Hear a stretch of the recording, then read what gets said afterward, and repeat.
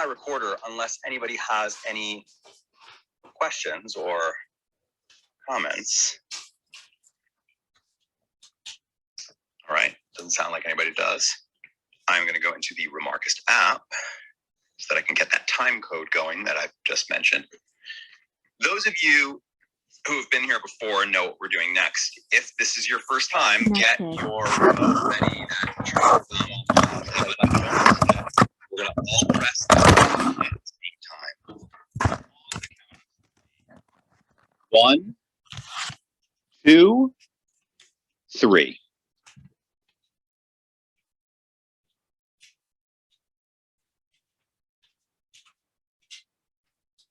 I'm also drinking a Michelada, like in honor of your birthday, Jess. I appreciate it. I'm drinking in honor of my birthday as well. Yes, White Claw. Hush it, Sherry.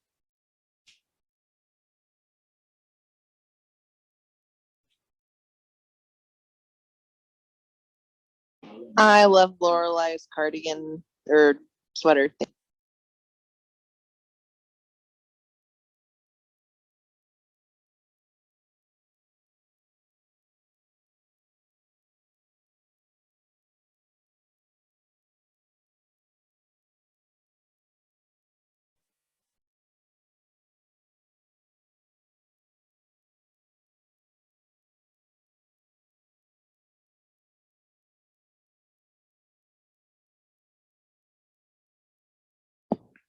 Wow, it's so weird. I mean, I really didn't know that he really is going to be town selectman, it seems, for at least a while. At least for this episode.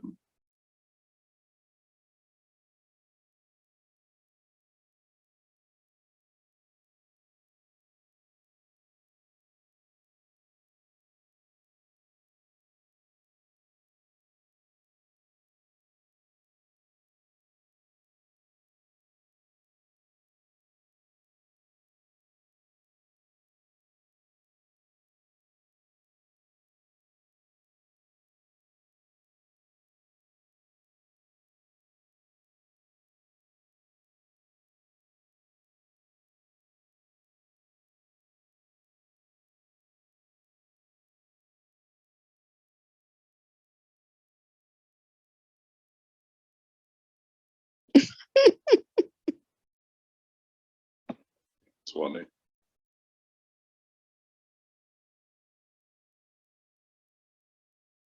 I love it. Oh, sign it. Well, that's illegal. I love how she's so willing to say anything. But who's really going to question Suki of all people? That's true. This is government corruption. I mean, I will say that I have forged my mother's signature after years and years of practicing. That's why she didn't know about a lot of detentions when I was in school. Lorelai said. Okay, who's for? Granted, I just ate a thing of Trix yogurt, so I mean, I'm for too. Wait, Trix yogurt? Like Trix flavored yogurt? Yeah, so yeah. it came back after 3 or 4 years. It came back. It's at Walmart. Okay. This is the greatest day of my life. Trix yogurt with mini marshmallows. Try it. It sounds weird, but just try it. He finally got his lunch with her, ran for college. Oh, this episode has Chauncey in it, which means that this has to be the episode with the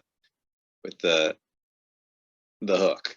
Am I right? I mean, obviously, I'm sorry. That's a little bit of that's a little spoilery, but the very funny line that just really just took down the whole room when we did our table read. I love these moments with them, though. You know, it just kind of goes to show that it kind of highlights the relationship. Oh, absolutely. Chauncey's in one of the best movies known to man, The Sandlot. Very much. Oh, so. yeah, that's right.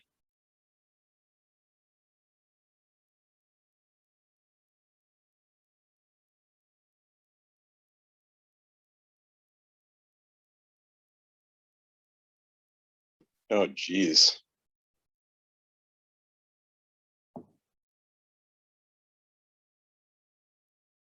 Shit, but my God. 36 years, oh my lord.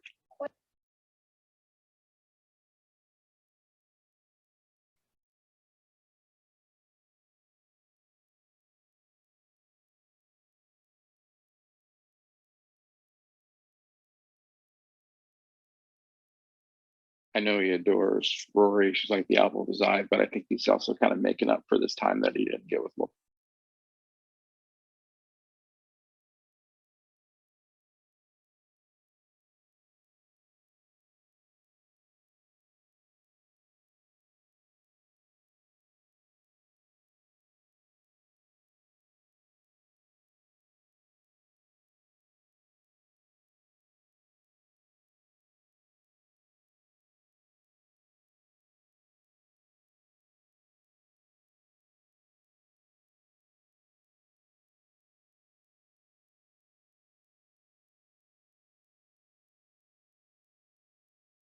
Yeah, I've seen that meme before. I love that meme. Why? Because you posted it the other day? I did post it. I find it funny that you sometimes, when you post, you'll use GIFs from episodes that have not been aired yet. Well, at least in this community. And I'm like, hey, I know what that's from. Is that a spoiler? Yeah, I mean, because I don't really know what anything's from anything, right? So I just go off of like, if it's a cool looking picture. Like tonight's episode, there's 3 different GIFs that I could have used, but both of them would have given it. John, you don't feel like any of you just have like spoiled anything for you, have? Nah, I'm not really paying close enough attention to it. I honestly, that winking picture, I was thinking maybe I had seen it and I just didn't remember, but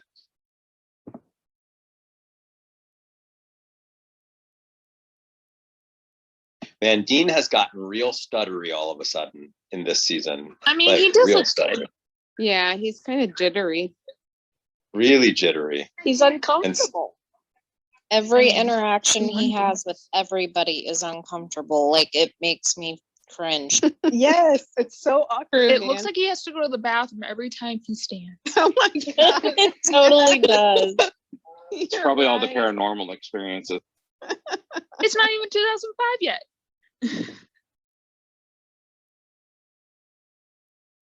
Oh my god, I forgot Oh about my this. gosh. I yes. forgot this was in this episode. Like Jodie I Foster. forgot too. Wait a second. Is that really a panic room? Yes, Yes. yes. Panic room. Yep. And she referenced the movie Panic Room just then.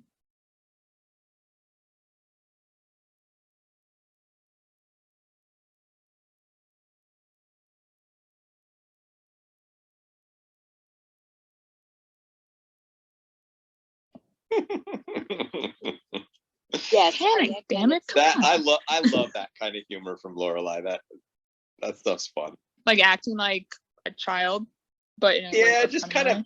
I like Lorelai's more spastic humor when she gets kind of spat. Like we Yeah, becomes kind of a little bit of a spaz. That's Totally. the best way to describe. That's like my favorite like interactions between Emily and Lorelai is when like they really act like mother-daughter. Did you guys Lorelai. did you guys hear her say when Suge Knight comes for tea? Yep. I always Yes. think about how Demi Adejuyigbe said Eminem was afraid of Suge Knight, but Amy Sherman Palladino, like they had to like bleep out the name Suge Knight in a song, but Amy Sherman Palladino did not care. I love it. You think he even knows about it? I love the way both of the girls are dressed in this scene. It's so good. How they're dressed similarly. They look like Yeah, but I just love their outfits too. Like their outfits are really great.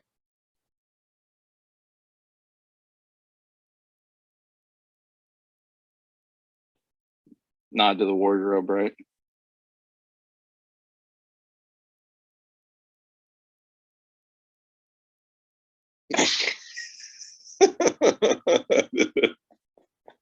It's funny joke.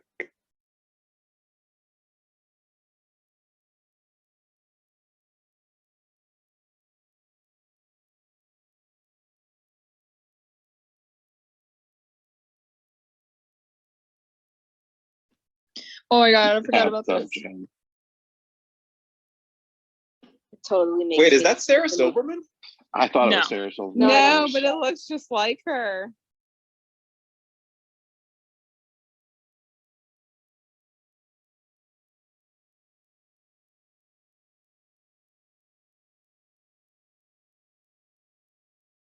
Why would he lock the study?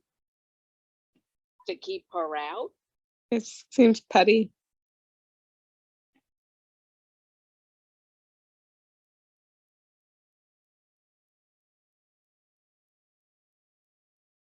Squalor. Okay. Yeah, well, it looks I like know. If people know what I'm thinking of, I'm surprised she calls it a squalor. Considering.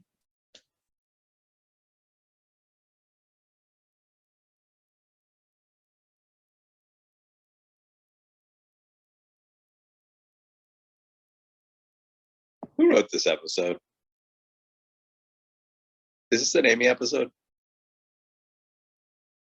Yes, it is. Because the jokes are very Amy. Yeah, it actually says it's written by both of them, both Amy and Dan.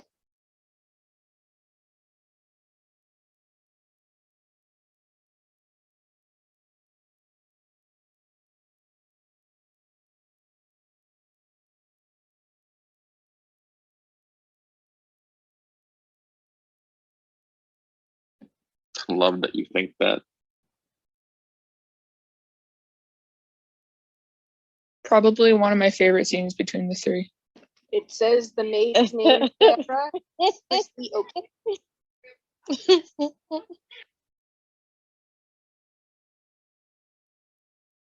The acapella thing that he did. I really want to see Richard in that vest.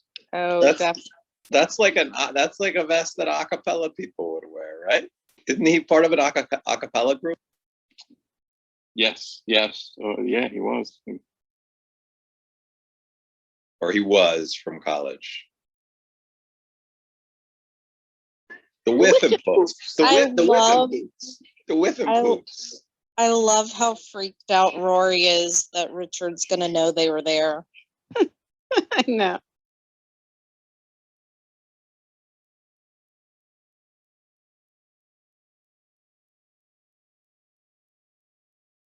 I don't I think love how he they was- leave the light on. Okay. I know they want you to think that he's with another woman, but absolutely not. Not happening. Hey, I had a glitter vest. Well, not anymore.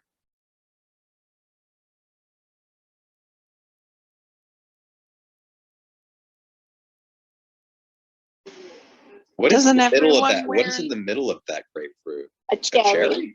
cherry? Cherry. You remember when Richard came to town and forced Lorelai to order a grapefruit, and Luke said they didn't have grapefruits I at was the just diner? thinking that. Probably- That's probably why, and I was going to say the same thing. That's probably why he started serving it, because Richard, if he shows up, he wants to make sure it's there. Ah, that makes Aw. sense. Also, doesn't every man have a sparkly glitter vest to go spend time with Pennell and Lalonde? Clink, clink. I mean, I have sparkly glitter vests all over the place. I had one, but not anymore. Lisa actually has it now.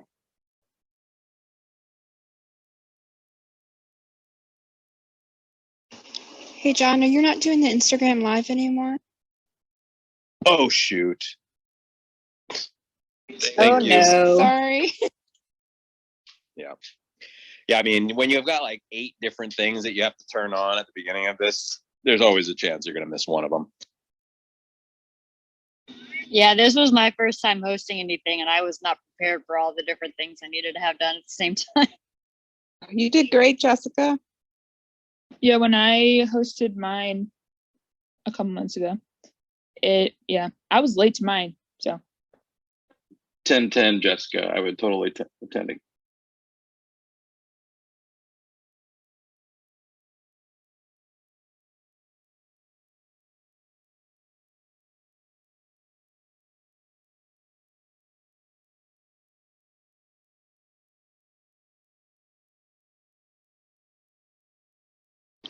Rut row.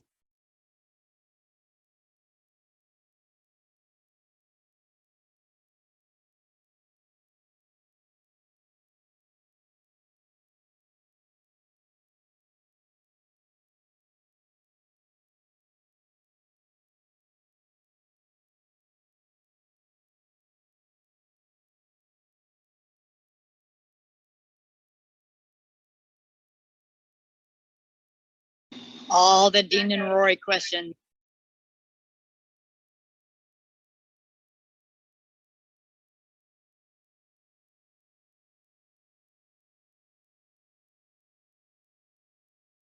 We all know how Luke feels about Dean. Oh, he's his best friend. Wow, that was fast. You were talking about that guitar like you know what you're doing, John. You know, I'm not mad at this shirt you're wearing anymore. No, I this didn't is- like it in the early 2000s, but I like it now. That's an awesome shirt. And that bass looks like one of my sons.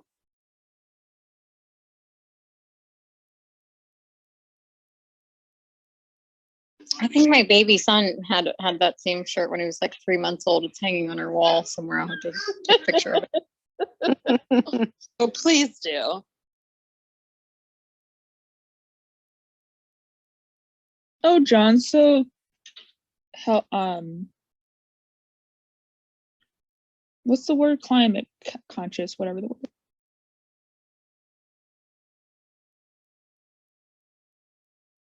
I might be wrong. This might not be the episode. Sorry for getting everybody excited. If it isn't, I don't think it is now.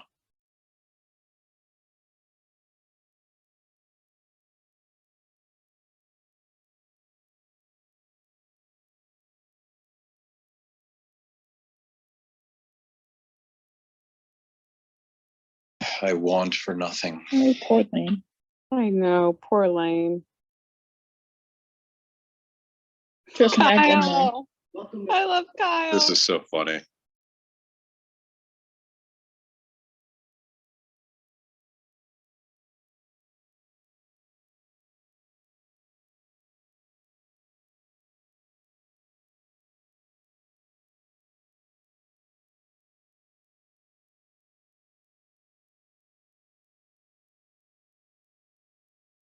Y'all know Squints needs a chick magnet. That's how he really got Wendy Peppercorn. I will never forget Wendy Peppercorn.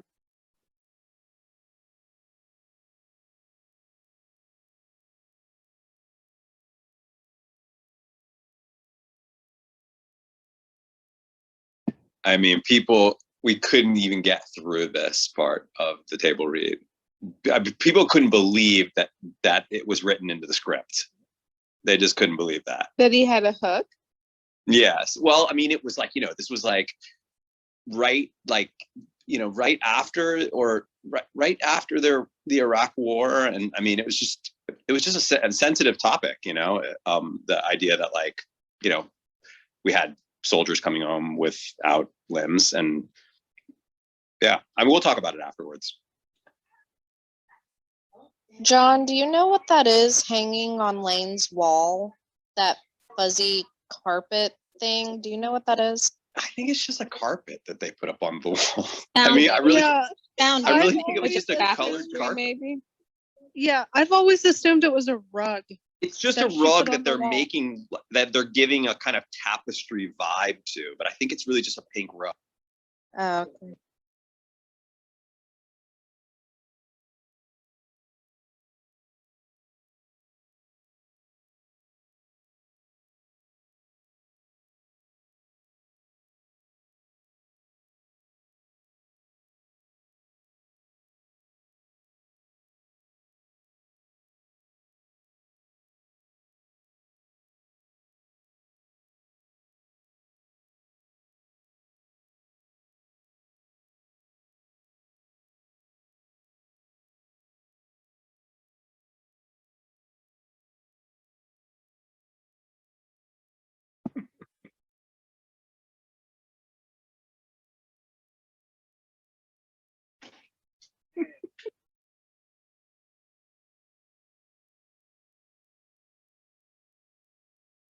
So cringy, but I love Kyle.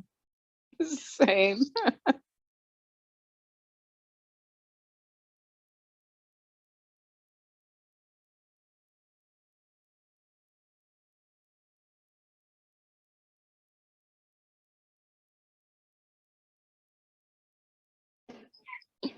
Don't forget the code. I love Lorelai and glasses. I was just thinking that too. Same. That was a great Manson family reference right there.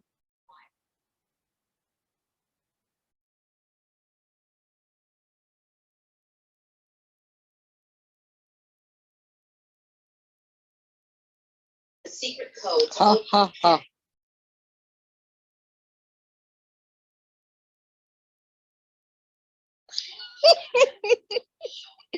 What is Emily wearing? This is a different kind of look for her. Now, John, we're gonna test you on that code later. I think it's a memento code. What code? Yeah, I agree. The code One, for one, the, one, one. One, they one, just one, gave one, her one. the code for the panic room. Oh, 111. That's what that was. See, I thought that was 1, Luke's Wi-Fi password that everyone was talking about. Nope, it's the code for the panic. Okay, there you go. So I guess I still have to wait for Luke's Wi-Fi password. Yes. Yeah, Till you die. for a long, long time. Till you get beheaded.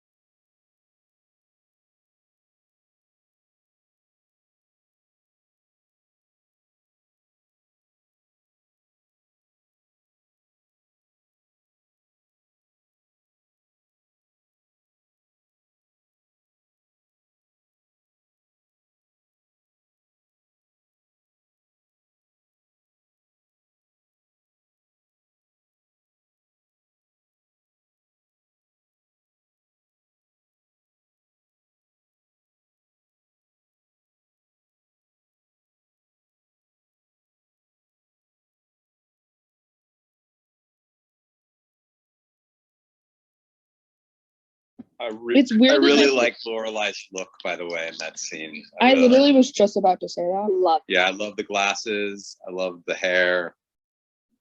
And I don't know why though. Why I like it. I agree with her advice too. Stay out of it and let them work through it.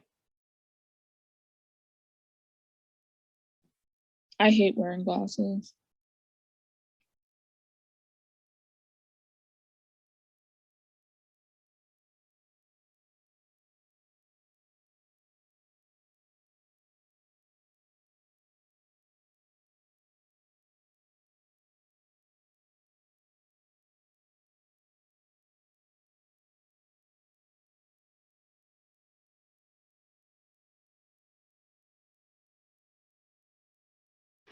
I don't think they make certs anymore. They really do make a spark if you chomp on them in the dark, or they used to. That's how You did it in lifesavers class. are. Oh, is it lifesavers? Yeah. I always thought it was certs. Certs makes No, a it's spark in it. lifesavers. It's the little rings, those rings that did it. Yeah. Yeah. We did that at camp once. I've legit never heard of this at all. Me neither. We need to do a Zoom call and then I'll have white lifesavers in the dark and then do that. Yeah. White lightsaber is if you do in the dark, you just bite on it really quickly. It causes a little spark in your. How have I gone my entire life without ever hearing this before? It's crazy. I don't know. I Me found out too. 6th grade camping. So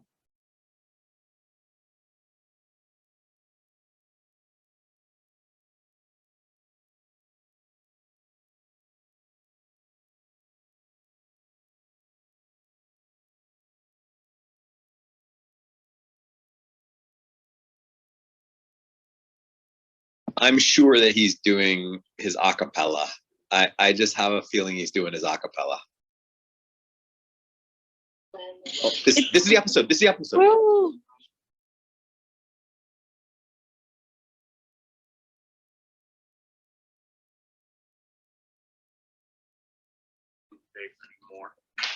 So first of all, there's no wall here. That wall that they've taken it down. Just to give you a sense, like there's no cupboards here. All of that stuff's down. There's just only a little counter. The cameras are right behind it.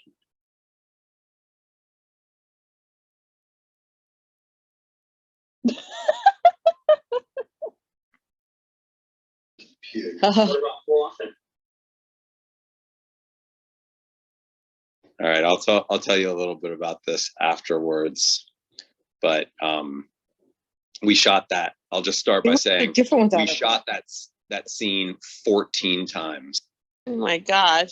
Really? and that toothpaste was whitening toothpaste. No. Yeah. Was it actually toothpaste though, Brian? I mean, Brian, John. Wow. It was. That was the first.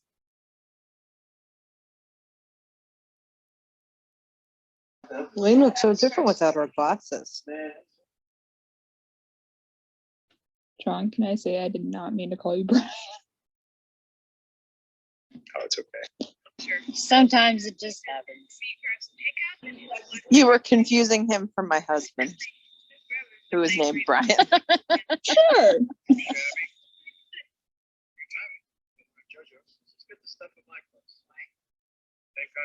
Yes, your speaker's on.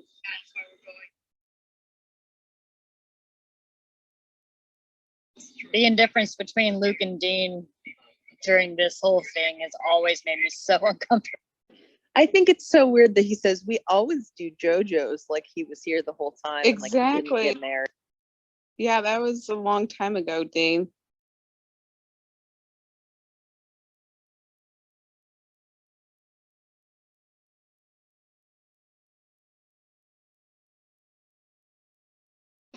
I swear that Luke wears black eyeliner every time I look at. Has anybody done like a full mapping of Stars Hollow based on all things that we've seen in the town, as well as all places we've heard reference?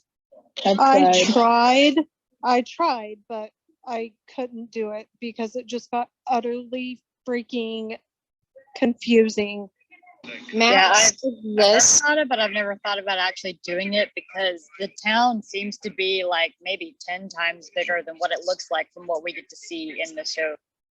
Maps exist, like on Etsy, people have done it, but I don't know how accurate any of them are. Yeah, It's I've just fun. I would love to see some of those. This I'm is sending one of them the to you right now. I have to. this is one of the best Kirk jobs. oh, for sure. Good, I'm Kirk.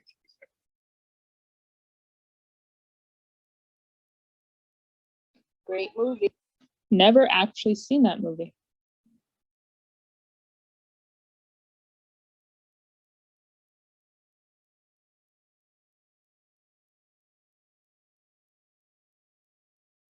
John has sent them to.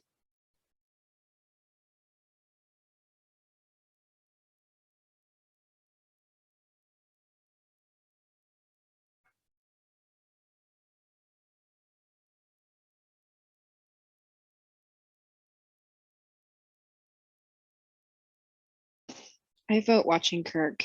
It sounded Oh awesome. my gosh. Ew, Kirk reenactment.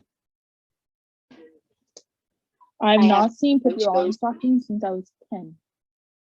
Oh, I think I watched it like 100 times when I was a kid. You just got to remember the starting day is a holiday. Sherry just sent me a map of all of Stars Hollow. I sent and it to a what- few of you. I sent them to John. Is there a way to like find Pippi Longstocking like online? Because I would I love to own host a room with that. It was are you talking That would like be the old, fun. series or There's a the few movie? different versions of it out there. I used to have pigtails when I was a little girl, and people used to call me Pippi Longstocking, and I fucking hate it. Oh, Sorry to Kirk. Pippi. Hey, if everyone's down, if there, whenever we have like a day where we're not doing anything or like another little hiatus, I'd be down to host a room with Pippi. I Me own basically this calling version dibs. of it. Yeah, wasn't there a remake of Pippi? Because that's what I grew up. Yes. Yes, but it's not as good as this original version. I agree. But this Kendra. original version, isn't this original version dubbed? Isn't this Swedish? Yes. Yes. Yes. It's Pippi poorly Longstrom. dubbed, Yes. but it's okay. Pippi Longstrom. Right? Yes. This is the one that I grew up with.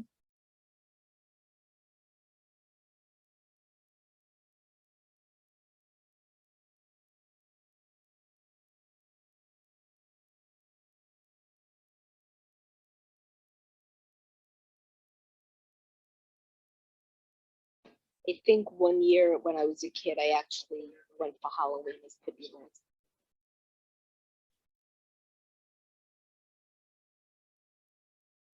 Oh my god, I forgot about this.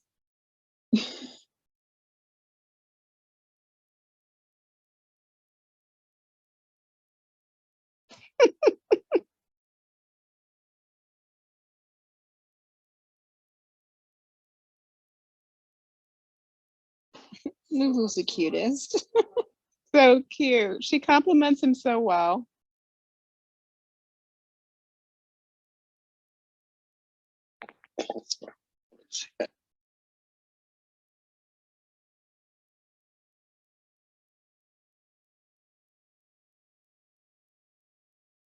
He hates Dean so much.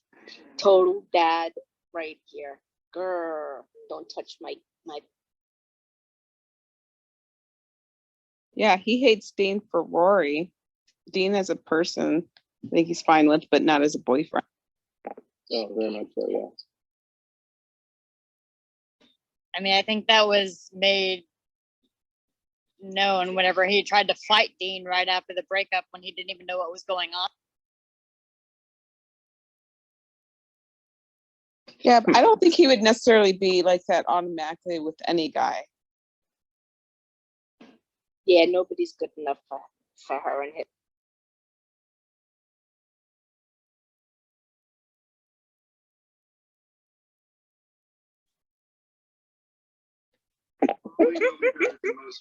He looks so uncomfortable. Porlane only wears a sweater while she works. I know, it's her uniform. It's her flannel. Wait, is this the episode? Where Brian gets beheaded. I mean, I guess I didn't realize it while we were shooting, but the Zach character is supposed to be kind of dumb. Is that the idea? Yeah. Yeah. Yeah, he's not that bright. To the people who know what I'm thinking about, hopefully, this isn't the episode, is it?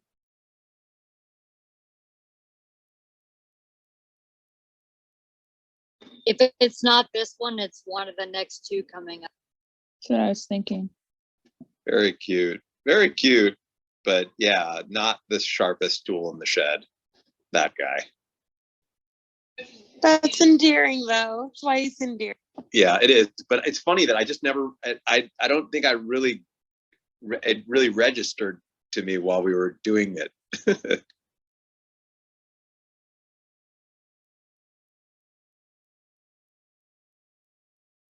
So awkward, this moment. God slap. Damn, Totally. Luke.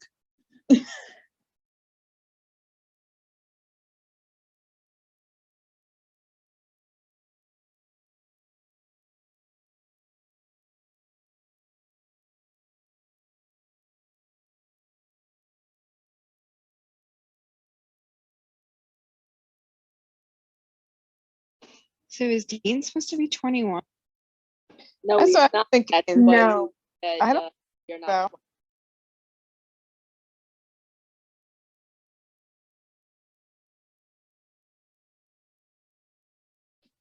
I mean, states like Texas, you can drink at 19 with adults, right? Or oh, in Australia, kind of 18. Woo, woo.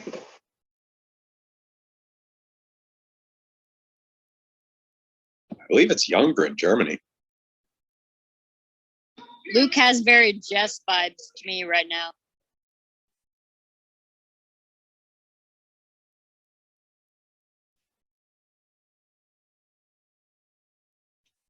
It would have been more hilarious if he would have reached for the beer. The Bop It. Oh my gosh, Yay, the the I Bop have It. my Bop It right next to me. Yeah, I I love Bop Bop It. I have a Bop It and I bring it to Fan Fest. What's so hilarious is that I've seen that Bop It at the Fan Fest. I had no idea what in the world you guys were talking about. Now you have context. And now you know. It's like, Me- why are they playing Bop It? Me and my it's sister- pretty fun though. Yeah, me and my sister are not allowed to play it, at least together, because there was an accident in 2005. This is why you chose a group of us that already know the show to watch with. And also, yeah, Bop It is why I ended up with a black eye when I was a kid because of my sister. I whacked my sister with the Bop It.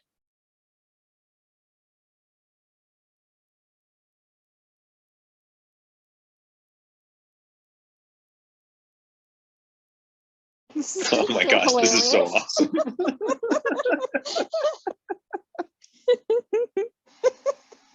It's so funny and ridiculous. Vicious. Luke's hair is like getting puffier as he's bopping. I should buy a Bop It. Wow, Jared tried so hard not to break character just then.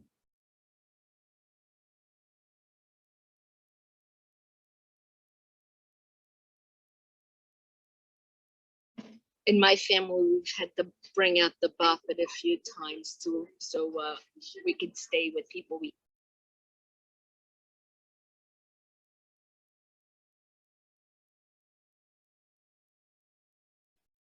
There's family I don't see anymore because of the Bop It. Bop It is what we bring out for social gatherings that need mouth to mouth.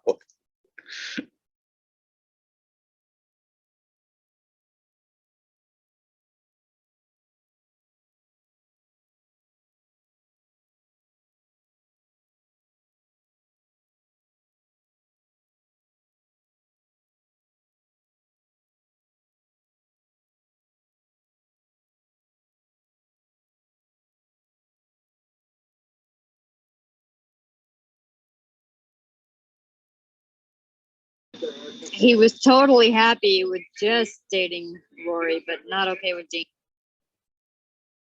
Well, I think it's more of the married thing though.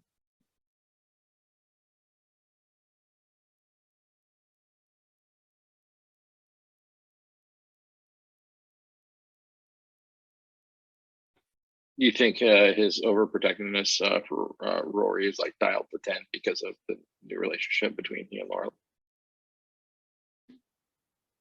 Is this like foreshadowing the Logan character? A prince. No. Oh, this is funny. I would love to answer that for you, John, but I can't. None of us can. The way he says Pippi just cracks me up.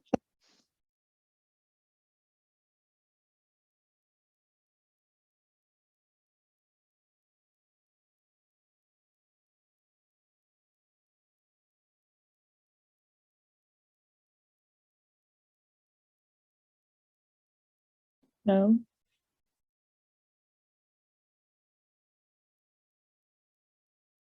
Now, was she referencing Rory and Dean or her and Luke?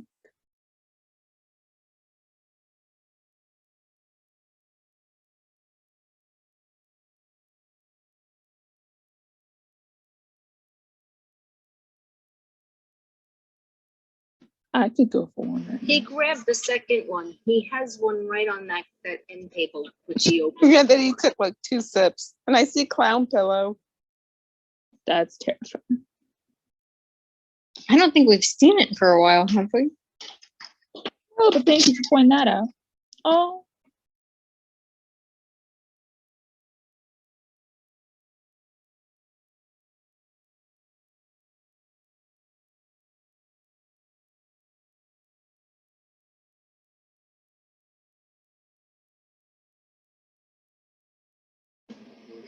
You were right, John. This is so sweet. Oh no, my internet. Stop. Us? Yeah. Oh shoot. Well, I mean, you guys can keep going. It's just Okay. my internet is. Oh no, we lost you. You lost me completely? I can hear you. I can hear you, but you said your internet messed up. Did we lose you in the show? Yeah, I'm here. I'm just here at this moment here. I mean, Do you want there's us only all like. to pause? Yeah, if you could, that would be great. I don't know what's going on here. Looks like my internet is out. Did you see the entire scene of Richard and Emily? No. Yeah, I paused. Did everybody else pause, or am I just alone? I paused. Yeah, I and paused. played I the paused. again. Yeah, where is everybody paused though? What 41:28. What we can do is when John does get Rewind. it back, just say, hey, like what time Rewind, are you at? yeah. And we can all go to there. Yeah, John, tell us when you get yours back, what time it is, and that's what we'll rewind to. I'm at No. 41:29, so Tasha and I are only 1 second away. Yeah, it's looking like So Jessica, how many years young are you? 37. Cool. We're only 10 years apart. God, I really can't stand my internet. I really can't stand this. This is like, honestly, Well, didn't you guys have like a power outage recently? yeah, my internet's out. What kind of Okay, internet hold on problem? 1 second. I'll be right back. I just need to restart my router. Okay. And see if that helps. Hold on. So I don't know if everyone's seen, but Claudia's fine. She's not anywhere near the flooding. It is pretty scary of what's happening in Europe right now. So yeah, she's fine. Tornadoes ripped through Canada, so all the Canadian people out here, hope you're safe. And I guess there's like a wobble in the Earth's axis or something that's causing this, probably. I don't know. thought that was the Has moon. anyone heard the wobble? I've heard No, the wobble. but we have family in Arizona and it's flooding there because it's monsoon season and it's so bad. See, I'm from Buffalo, and Yeah, so like we have torrential downpours, which are kind of not the same thing, but like where it literally it will feel like it'll look like Seattle because it will rain all day long. And Utah, as long as I've lived here, we've never had that. We've had rain that lasts like maybe an hour, but like not all day long. How much? There's only like a couple minutes of this episode left, right? I would imagine this is probably the last scene. there's like Yeah. literally like a minute 45. Yeah, if you got cut off at the end of Richard and Emily's scene, you're literally like probably like 10, 15 I'm at seconds. 40. I'm at 41:04 right now. Oh yeah, that's like 20 seconds. He just said that he's in a barbershop quartet, and let's see if this is working now. Okay, to the people who are older than me, what the heck are correspondence? Because I saw it in an episode of Friends and I see it now. It's where you write letters and keep in touch with. It's another way of real- saying snail mail. Yeah. Why it's don't people just mail. say that? For years I've been wondering what the hell correspondence is. Nope, snail mail. You're corresponding with someone else. And just say pen pals. Well, it's not just pen pals. That's how everybody. Think about how That's how we Your all used generation- to have to talk to each other. Well, no, I Right, know they- that. I'm they not wrote that young. text. All right. I'm back. So where should we all I'm go back to? about to start it again. Hold on. 4104. Oh no! Now there's something with Luke and You went Did I- back too far. oh. Give us your is this episode- this is timestamp so we episode can all 6. go back to where you are. No, this is episode 6. Oh God, John, no. All right. Yeah. Now wait. I'm back in episode No. 7. Oh, you gotta be 4104? kidding me, man! They started me over. Okay, hold on. All right, I'm getting back there. It'll take me a second. Hold on. Sorry, everyone. My Nah, stuff Very happens. I just find it funny that it happened at the end of this episode. literally No like worries. seconds away. Okay, all right. I'm at minute 41 on the nose. Well, no, I'm at minute 41. So ready? And okay. All right. I'm about to start it again. Ready? Uh-huh. And play.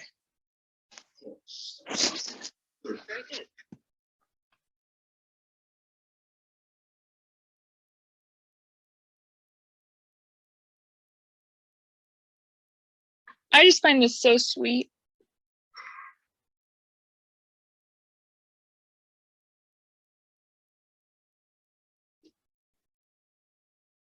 That's there is also a little- sad.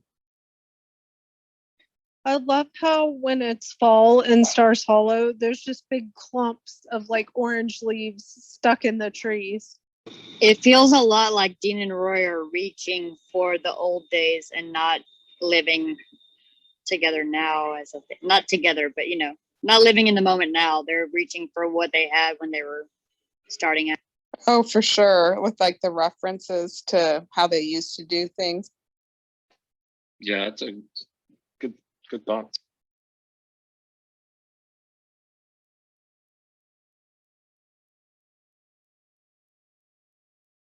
By the way, somebody said that that's not a Prius. Somebody said that this is a Prius. It's not a Prius. Richard told her that he got her a Prius. It was But supposed that to is- be a older Prius. That is definitely not a Prius. I looks have like- a Prius. looks like That is not a Prius. Looks similar. It's the original version. I have a 2005 Prius. Definitely not a That Prius. is not a Prius. That was no version of any Prius. that has Regina ever says existed. it's a 2003 Prius. No way. That's Yeah, not a we had a Prius. 2004 and there was a model before it that looked. No, the Priuses have always looked like a wedge, like those things that you like wedge underneath the door. You know, I mean No, that The first version did not, John. Ours, we just had one from 2011, and which I exchanged, and now I have a Chevy Bolt. But it didn't look like a wedge. It looked like any sort of a sedan. Well, Wait, are we I think talking that about the her 2011 ones, but the earliest Priuses didn't resemble. They didn't have a curve like that in the back. This I mean, is a Prius. According to the internet, It is. is. A Really? 2003 Prius. Yeah. Wait, are we talking about the Priuses that had like looked like the butt was cut off? Are you sure that's not just a hatchback? I'm sure they had a hatchback version I think so. like a sedan. I mean, oh wow. I guess that is a Prius. Wow. Okay. See what- I stand corrected.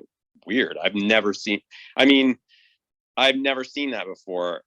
We had Priuses all over Los Angeles around that time. I mean, that was like one of the big cars. I never knew that it had that they had them that looked like that. All right. There you go.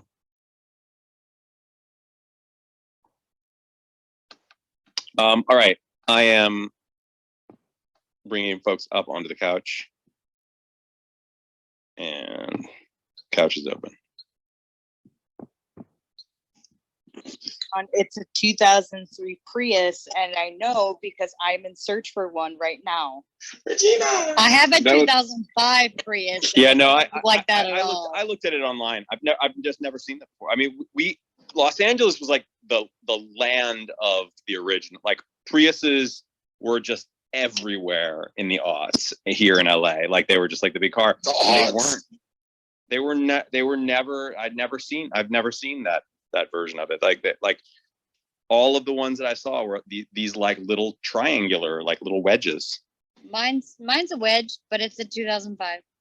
And I have a 16-year-old car because I don't want a car payment. So Whoever says 2003 makes sense because they didn't come to the US until 2000. And if this episode came out in 2004, then yeah, 2003 makes sense. I have a quick question. Yeah, because Rory got it as a gift for her graduation, and she graduated in 2003, I believe. So yeah, it would make sense. Sorry, Tia. Sorry. Yeah. Hey, can we all sing happy birthday to Jessica now that we're all on the couch together? Yes, let's do the happy birthday from all of us to you. Happy birthday. May all your dreams come true. May you have many blessings now and your whole life through. Happy birthday from all of us to you. Hey, I'm not gonna follow that. I was gonna say, I don't know that one. I don't know that Another one. job application. I want to learn that one. That was so cool. Get this man a job at Chili's. Come on, Happy Jeff. Hi, welcome to Chili's. 2, That guy 3. died. Don't No. Happy birthday To you. Happy birthday birthday to you. Happy birthday, dear Jessica. Happy birthday to you. And many more on Many channel more. 4. Happy birthday. Happy On channel. channel Happy 2. Or she's the jelly. Thank you guys. Shelly, get off my brain. Huzzah! What's that? So I tried to I say get off my I tried brain. to have a Christmas in July I party know. for my birthday last I'm year. surprised. I assumed that we would. Not everybody said that, but Everything we're from the closed down, Midwest. so I wasn't allowed to have a party last year. So thank you guys. That's nice. You need to party extra more We this got year. you, Mama. I really want to learn the one that John just did. I really want. Can you message me that? That was amazing. Maybe you can lead us. Fun, I through- know that one. I believe if you walk into any TGI Fridays, Just say, hey, learn it. You can learn it from it their closed from it. their staff. Hey, tell me your birthday song, and it'll be that. At Joe's Crab Shack in California. I think it's one in, I can't remember. It's in SoCal. They like play lights and like dance for you and one of the people makes like a huge balloon hat. It's really dope. I'm just like, all of a sudden I had this idea for like a little indie film like a little character indie film that focuses on a character who's living like their job is they get hired by these big franchise chains to come up with their happy birthday song. It's just a very like just like a melancholy, like a very small, melancholy, charming, sometimes like bittersweet indie film. The restaurant that I run my business out of has been open for like 40, they opened in 1977, so 44 years now. And we actually have people that come in and they get to create new birthday songs to sing to the tables occasionally because we need new songs. It's been 40 years. You gotta come up with something new every now and then. I'll have my sister message you later. She's got a couple that we used to do at camp, but I never remember. John, that would be funny. Your idea, or it would be really entertaining to see a movie like that because, like, even like from different perspectives, people like a person starts to get depressed, and you start to see it in the music and what. Yeah. When I was it could be a very dark film too, though. Very dark. When I was 8, we went to Pizza Hut when it looked like the classic Pizza Hut, and I absolutely hate, and this may shock quite a few of you, I hate being the center of attention. I hate it with passion.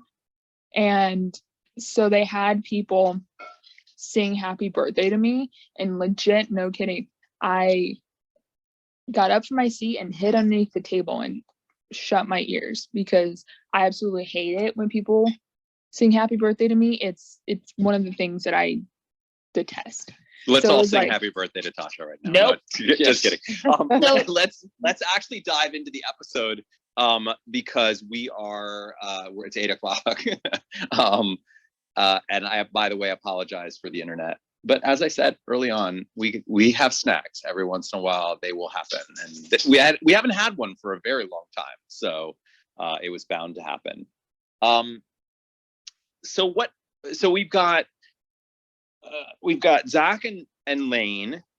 We've got the date, the very weird date, and we've got Richard and Emily and all of that, like and Rory and Lorelai sort of try to manage that. Where would we like to start? Let's start.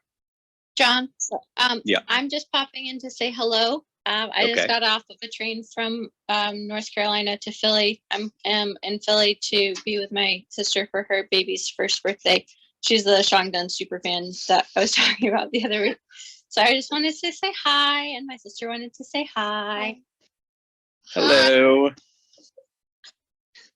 Hi there.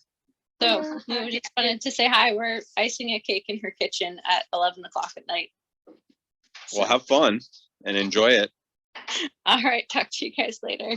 Bye. Oh, Bye, I Luke. just got a message that I'm about to be kidnapped from my house in a minute, so that's fun. If I disappear, you know what?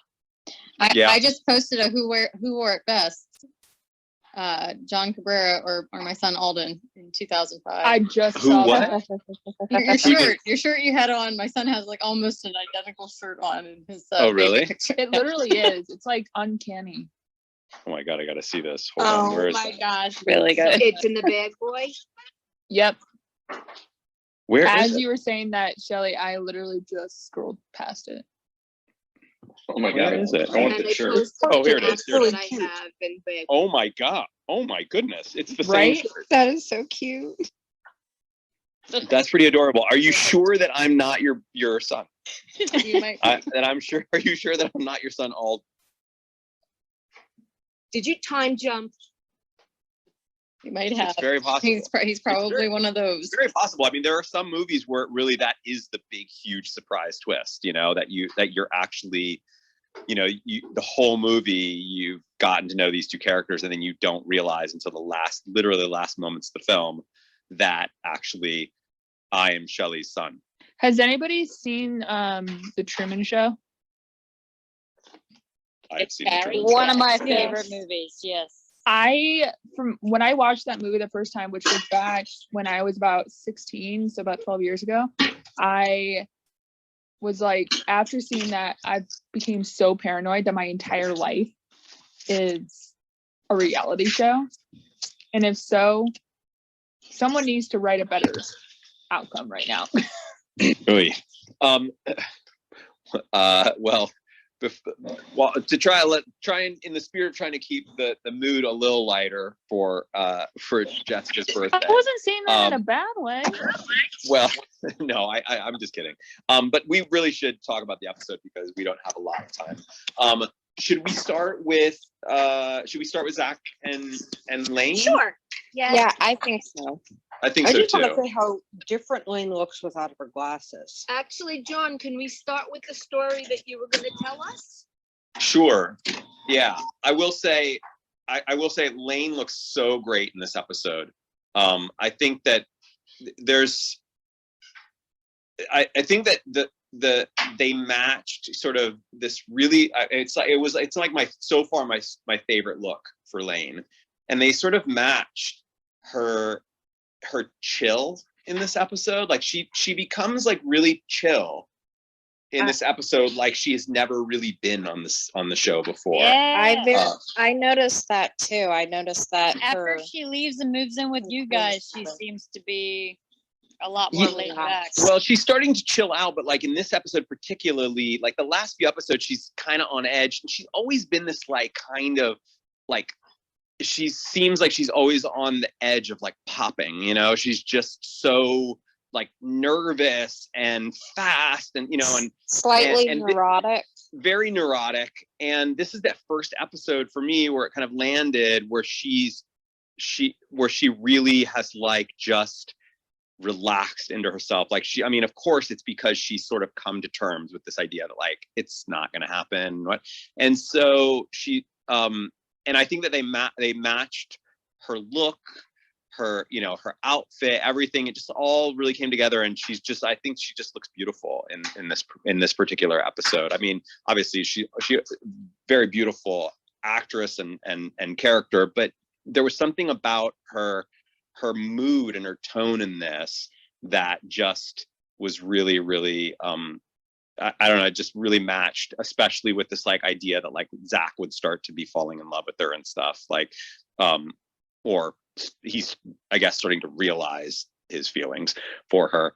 It just worked really, really well, I thought. And that's just one thing that I noticed watching it. Again, like it's interesting because I'm noticing so many things about this band and about these characters that I just didn't notice or really recognize before when I was actually doing the show. I didn't really understand who they were. Like I said, you know, I'm like, wow, Zach is not the sharpest tool in the shed. And I don't think that it really registered to me that the character was kind of written to be a little dumb. Like, I mean, he was funny, but maybe that's because I was playing his best friend and whatnot, that like we were kind of getting into the role of being best friends, and you don't really recognize those things about your friends, you know. It's just like you're just sort of in there, and that's, I don't know if that makes sense, but it's just funny watching it from the outside.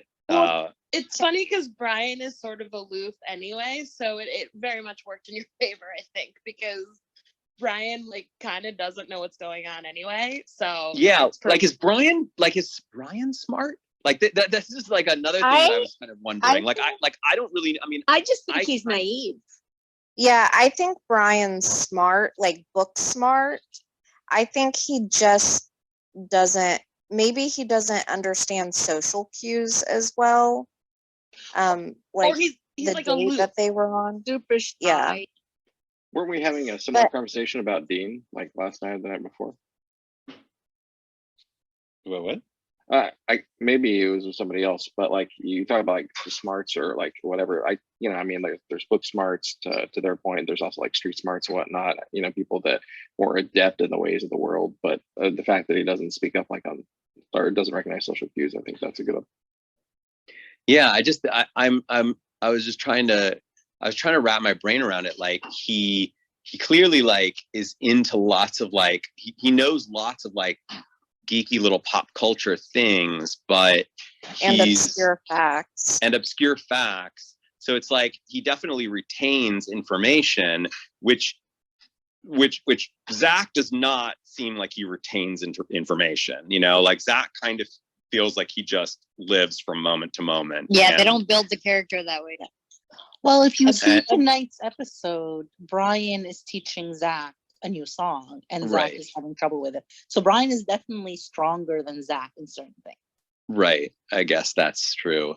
Yeah. Okay. I will say with the Zach character that a lot of people hate him for Lane because they feel like he's not smart. Like a lot of fans have picked up on that. They think that's a bummer. That's a bummer, I think. Yeah, a lot of people don't like him for that reason. Well, it's a bummer that would be their reason, you know, that they would be kind of like, oh, because he's not that smart, he's not like deserving of. Well, I think they love. think it's because he's not her intellectual match. Like, is that important? We talk about that a few times. Like we've talked about how like, you know, oh, this person's really great for Lorelai because they're her match, or like. Or you know, or Rory, you know, like, oh, it seems like she really likes this guy Logan because she likes the challenge now. But that does seem to suggest that folks that are just a little bit more Marty, you know, or a little bit more Zach, kind of they don't get the great characters like that. They don't deserve them. I think it's important if you're a type of person who likes like communication and like likes having like in-depth conversations and like bantering, or like just if that's important to you, I think having somebody that is intellectual that can match you or spar with you intellectually is important. But if that's not something that's like intriguing to you, then I don't think it really matters, as long as you love the person and you have a connection with them in some way. I think that it's fine. I agree. I guess that's what I mean when I say like, that's what I mean when I say that you know, because it sounds like the fandom doesn't like the fact that Lane is with Zach because the fandom thinks she deserves better, but she loves him. So, yeah. Can I just say I am not a part of that fandom. I have always liked Zach because I find him very sweet and endearing. But yeah, a lot lot are not fans. Yeah, that drives me crazy. Like I love Lane and Zach together. I would just like to say that like with Gilmore Girls, as the feeling that I got with relationships in Gilmore Girls is that it's very much based off of, you know, intellectual levels than anything else. Sometimes it isn't, but it's like very few exceptions, like with Lane and Zach. So when I hear fans of Gilmore Girls be like, Zach isn't for Lane because he doesn't match her intellectually, I'm like, well, that kind of makes sense if you watch the show and you see who the characters pair off with, and Lorelai and Jason being like intellectual matches, and that's why people like Jason and so on and so forth. It just feels like it's something for the show. In real life, that's not realistic. We probably know someone who's been with someone who is not really their intellectual match, but they don't care. Yeah, But I for don't Gilmore think Girls, that it feels like that. Has Lane ever been portrayed as being like an intellectual? Like I don't think we've ever really seen like anything about her grades, or I don't think she's been portrayed as that. Yeah. Well, I feel like didn't she say that she was failing a couple classes, right? Like early on. Like I'm not saying that she's dumb or anything, but like I'm also saying like probably academics isn't her strong suit, probably. So maybe we could talk about in terms of intelligence, maybe she's more emotionally intelligent in that regard. I feel like very intelligent. I'm gonna add on to that the emotional intelligence but the musicality. They're both very musically intertwined. They both love music. They both really they know how to write music together. So I mean, technically Zach is her match in their love of music. So I mean, when in respect to intellectually matching, they kind of are through their music, I think. True. That's actually really Well, good. I mean, I will say that Zach, they're both musical people. That's definitely true, but if you compare the kind of music person that she is, it is a little bit more music nerdy. Like, for example, Dave Rogoski and her really hit it off because they could really jam on obscure musical knowledge, right? Whereas Zach kind of strikes me as just it just comes out of him. He doesn't really analyze it all that much. He's having a real hard time in this episode getting all of that really technical musical stuff down. Zach is at his best when he's front and center on a big stage, jumping around, flipping his hair back and forth, which doesn't really feel like the Dave Rogalski that she absolutely was feeling. Oh my gosh, he's my total match, my musical match, right? So, but I guess what I'm getting at is I don't know if that really matters. And I agree with you, Carl, that it's true that seems to be a trend on the show. There's no question that the writers, and certainly the main writer, they have a perspective on what makes a good match for them, for the writer. And of course, as a writer, you're going to usually put into your work, a lot of stuff that comes out of you. But I just think that it's very interesting and really cool, actually, that Amy wanted to give her a guy like Zach, who I actually don't think is like Dave Rogalski and is the type of person that she could spend hours just jamming over musical knowledge with. Okay, I'm gonna take the wall. So a lot of you said what I was gonna say, but I'm gonna say what I was gonna say anyway.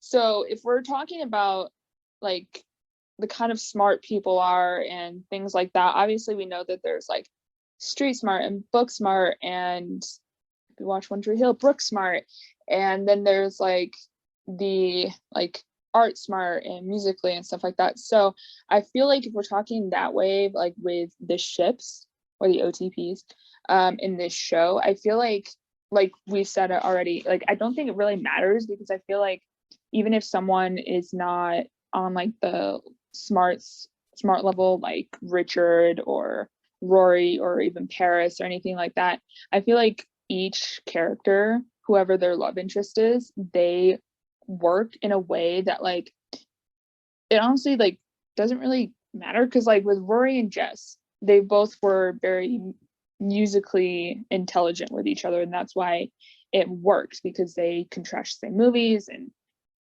talk about the same books and music and stuff like that. And that's where kind of Dean and Rory lacked, because they didn't have that too much. And with Lane and Zach, I kind of feel they work, and I don't think people really thought it would, or in this instance, what we've seen so far. And I think that's probably why some people don't like the fact that they're putting Lane and Zach together, because they think like, oh, like Zach's just dumb, or he like he's not on the same level as Lane, which I actually disagree with, because they actually seem more of a match than even Dave and Lane, and don't shoot me on that. But yeah, I mean, I love people with banter. I've said this before, and I would rather someone be in kind of like the same level of smarts, like with music and books and stuff like that, rather than just be intellectually smart. If that makes any sense. Yeah, definitely. Loretta. Hi. Laura. I wanted to talk because I'm not a huge fan of Lane and Zach. And the smarts is a part to do with it, but it's more to do with, it just looked like the direction was between her and Dave, and you came to love what they had together. And then it kind of felt like, Dave's gone now, let's just throw a person in here. And it seems like they were just like, this will have to do. So it's to do with Zach not being like Dave rather than his intelligence in my mind, but it is all attached to that because, yeah, like I was rooting for Dave and Lane. But I have been loving this community and hearing that it means that like Dave leaving probably is why we get more of you in the show, John. So I love that now, thinking of from that perspective. But originally, I'm not a huge fan of Zach because I really like Dave and what him and Lane had together. I get that. I get that. My only thing is though, is that I mean, I have to admit, I really like Lane and Dave as well. Like it's funny because watching the show, like I wouldn't have thought that I would say that, but because obviously from an acting perspective, the show, it got much better for my character and for the band in general when Dave left, and maybe that would have grown maybe with him there. But one thing though that I really can appreciate about this Zach stuff is that, and I've said this before, it's really important to me. It's really important to me in story. It feels like it's the more difficult relationship between these two than the one between Lane and Dave. Obviously, there were some obstacles between Lane and Dave. They were all Miss Kim obstacles. What outside of Mrs. Kim, which it seemed like that was starting to go away anyway, it was hard for me to really see what were going to be the real challenges for those two, because they painted those characters almost storybook perfect for each other. He was great. And of course, because of how great he was, he would be someone that I would imagine the fandom would just be absolutely in love with. And then the fact that he leaves, that we don't even really get real closure with a character who we also all felt like we loved him, right? Also kind of gives us this feeling of like unfulfilled love, unrequited love. And so I think that makes it a little bit harder to then get into something new, anything new that would happen with Lane. But especially a relationship in which there is going to be clear conflict between these two, not external conflict, internal conflict between them. Like, how are these two going to actually work? And for me, that's much more interesting. That's a story I want to watch. That's something that I want to get into. Whereas with Lane and Dave, I was just kind of like, I like those two together. But that's not a story. That doesn't go far enough with me, Not to interrupt, but Harvest, guys. In terms of comparing Zach to Dave and the whole like attributing Zach and Lane having the band in common, I see a vast difference band wise between Dave and Zach. I always felt like Dave was in the band because he truly loved music and wanted to create music. And I always kind of felt like Zach was in a band because for status, you know, oh, I'm cool, I'm in a band. I mean, we've seen him with all the groupie girls. And so I've never attributed Zach and Lane being together because of the band. Like, but I like Zach and Lane together. I think they're adorable. I think of the very fact that he is somebody who has a lot of flaws, like major flaws that we all can see. That for me, that's more exciting because then I'm like, I really am like wondering how he's gonna get through all of that. You know, like, will that guy find love? Let me just stop really quickly there just to tell you about the story because it's funny, or I think it's funny. Wait, Kendra, I don't know. hold on. Kendra, are you on Marcus? Yes. I can't find you. I can't remember what my name On is. the Remarcus app, she's she's KIDD 19. Oh dear God, I forgot about that. Yeah, that's my maiden Kid name and my birth year. 1977. Gotcha. All right, so okay, so a couple things that I think are kind of interesting there, right? So we know that the way that the apartment is set up, they're in the kitchen there, and there's all those cupboards there. So that was the first thing I kind of mentioned in the show that I just think is really interesting because we've talked about this a lot before about how all those walls are not real. Like they're all fake. They can every single one of them can be moved. All that was there in that shot was just the counter and the sink.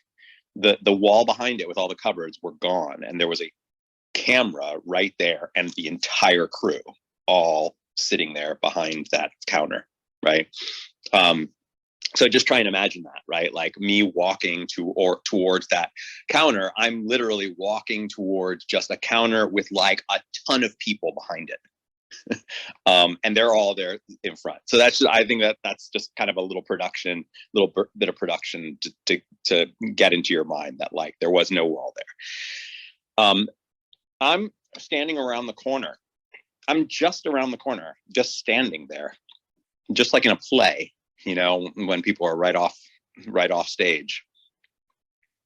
I was just around that corner, and I just every once in a while, my cue was to just come in and brush and say my lines, and then go back, and then come back in, and then spit at the very end. And they gave me, the prop guy gave me some toothpaste to have, and I didn't really think much of it, but it was peroxide toothpaste. And I also I didn't really think that we were going to even be shooting that long. You know, we were shooting for like well over an hour. We did at least, I mean, like I remember it to be 14 for whatever reason. 14 sort of sticks in my mind. And I had to every single time create a new big lather of toothpaste in my mouth so that I could do that really big, huge, long spit that I do at the very end. True. And about halfway through, my mouth started to my whole mouth started to burn, like really badly, like just so bad, like I've never felt it before. And I was like, oh my gosh, man, my mouth is really, and I like called the prop guy over, and my gums were white. Like they had been bleached by the toothpaste from doing it over and over again. I had like white all over, like actual white bleached gums. Oh, and did you get and hazard pay? Oh, good Lord. No, the guy felt really bad. He was like, oh my God, hold on, let me get you another toothpaste. And he got me another toothpaste. But if I had smiled, my gums would have been bleached white, like actually like white, like your phone screen white. And for days, my teeth really, like I thought they were going to start falling out. Like it was really horrible. That stuff was so much harsher, I think, that long ago too. I think that now they add like enamel strengthening stuff along with the peroxide, so it kind of Yeah, I mean, balanced it out. hurt my teeth. It hurt my teeth. It probably made your gums bleed from brushing that much too. Yeah, my gum, and it was also because the brush that I had was also just like scraping my gums over and over again, and it was like a theme for me playing Brian on that show, that I always like had some bit that I needed to do, and I kind of threw myself into it, like really threw myself into it. And then only realized like halfway through our shooting that like it was a terrible idea that I threw myself as into it as did. Like, you know, there's going to be a donut eating scene that you'll see later that like I fully made myself sick that I had to puke because I ate a good like 15 donuts or something like that. Like I just ate way too much. I mean, I did that. It was like a theme. I got like kneed in the groin by Sebastian during the big fight scene that we did, and like literally was on the floor like rolling around. I love You that said episode, by your the way. stomach hurt when Zach throws Brian over the shoulder. Yeah. Oh yeah, that's another one. Like I was all into it, you know, like let's do it. And then like halfway through, I'm like, oh my god, this is so painful. You're a stunt man, John. You did all your own stunts. Yeah. Anyway, that just a little memory that I had. You know, one of many memories that are specific to that thing. But anyway, I'm excited to see where this whole thing with Zach and Lane is going. I mean, of course, I remember a lot of what's to come, but I don't really remember all of that emotion behind it. And I'm really excited about that because I like that this guy who's always been so like kind of a little curmudgeon, like, you know, is sort of like, he's like, he doesn't really know how to behave right now. There's just something really fun about that. Like, how's that going to play out? And of course, I know that there's another episode coming soon that is my favorite episode that I did in the entire show. Like my favorite my own participation as an actor in the show. Which episode? I believe it's the next one that I'm in. I think it's you jump. I jump. You jump, Jack. My favorite. Or you jump. Wait, you that's jump, tomorrow. That is tomorrow. You jump. That My is the Jump is my that is favorite the second episode. That is the second episode that we're doing tomorrow. It's also the one that's going to have the memento drop in it. Can you give a little bit more clues tonight or tomorrow about it? Because it's gonna drive me crazy. Because let's do tonight because Regina. No, please. No, Regina. If I give you even like a slight hint, you'll have it in like 10 minutes.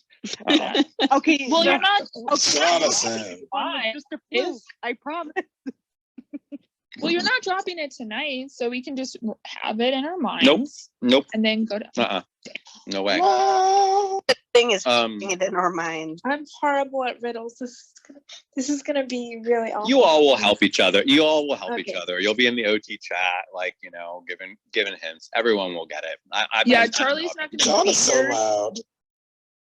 Was that? Charlie's not going to be here tomorrow, so she's going to need. So whoever gets it, also let her know as well, if it's possible. The good thing is that people can just open up the app. They can look in the OT chat or any of the other discussions, like the discussion forum for this episode. And I'm sure people will help each other out. That's sort of been the theme of some of these mementos is that folks help each other out. All right, everyone, we're going in blind. Episode, so I'm really excited. Oh yeah, can we go back to the episode? Yes. So, where are we? We are Luke and Lorelai.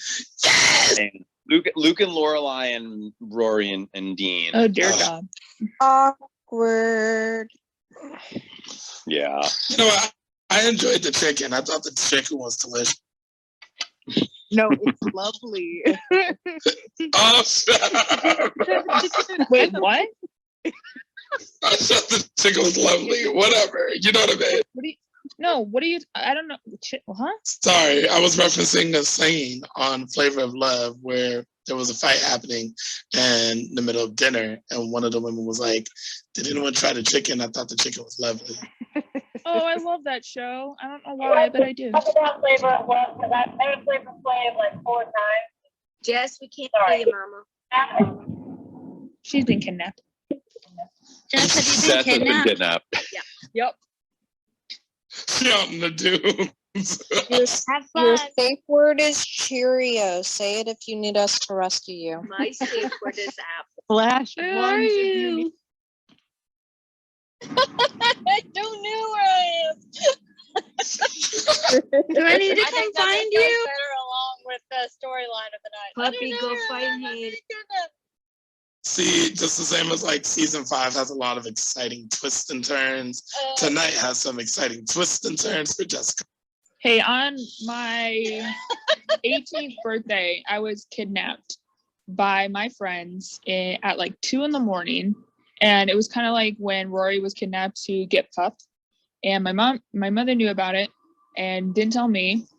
And let's just say, you always want to tell someone when they're getting kidnapped because you don't know what someone's walking into. Because everyone's different with what they wear to bed. When they're having somebody tell me at the last minute. But Carl just brought up Flavor of Love, and I have met Flavor Flav many times. I'm sorry. The timeshare that my family has in Vegas is right next to where he stays when he goes to Vegas. So I've met him many times. I've played. I've gone bowling with him. I've played pool with him. I've hung out with Flavor Flav, and just to let you all know, he's an asshole. Oh my God, do we have our own Okay. colored? We have that on the record. We have that on the record. Flavor Flav from Marcus community. I guess you won't be. Huge asshole.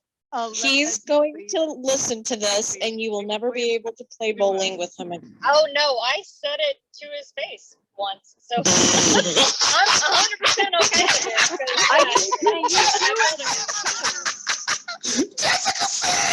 Jessica said, yo, you're an asshole. She pulled a TJ when he calls Luke a dick. Oh my God. Okay, stop. We got to get back to the episode. Okay. Luke and Lorelai, Dean and Rory. That Bop It sure is nostalgic, huh? The Bop It was great. Luke has hated Dean since the minute Dean came on the scene, so To he be thought honest. that was going to go any different.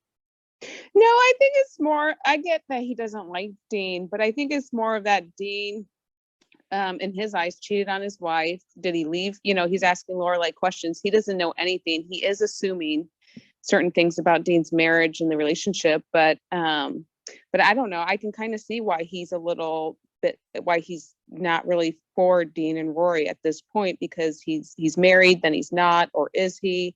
Doesn't really know the details. And I think that he just is so flustered by it all that he cannot process it yet. Whereas Lorelai, you can tell she doesn't approve of it. She doesn't like it, but what is she going to do? She's going to support it as much as she can. He's just not there yet. I agree with that, Rachel. And like, if you think about it, Luke was cheated on by his wife, even though they didn't act much like a married couple. So he's probably bringing some of his own emotional stuff into his feelings with that as well.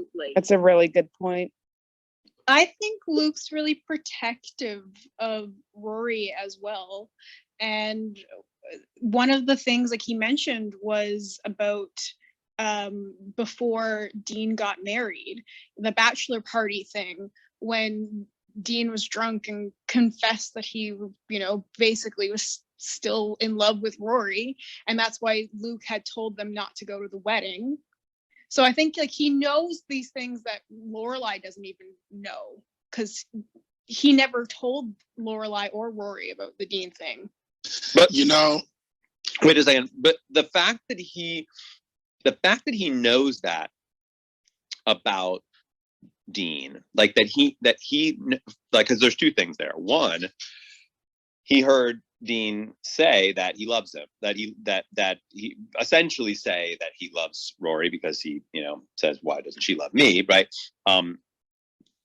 So he knows this about him. So he's going into this already understanding that Dean does have really strong feelings for her. So that, I would think, would play in Dean's favor with Luke. The other part of it is Luke had the chance to tell him, don't do this, don't get married. We talked about that before, right? Like whether or not Luke should have told him, like, hey, you're making the wrong decision. And Luke didn't. And so how much of that is also playing into this scene?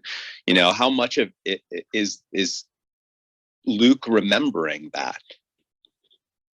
That was sort of directed to you, Al, because you brought that up. I do think that Luke is thinking about that, but I think that, from my perspective, Luke, like I said, was very, very protective of Rory, and probably to some extent still views her like really as a child, because he would have known her for a long time from when she was really little. And I think we hear little snippets throughout about how he was involved in her life. And I just think like he's just being really overprotective is just what I feel like, especially now that he is involved with Lorelai. I think he's kind of almost adopting kind of like that fatherly kind of role and not really sure what to do about that.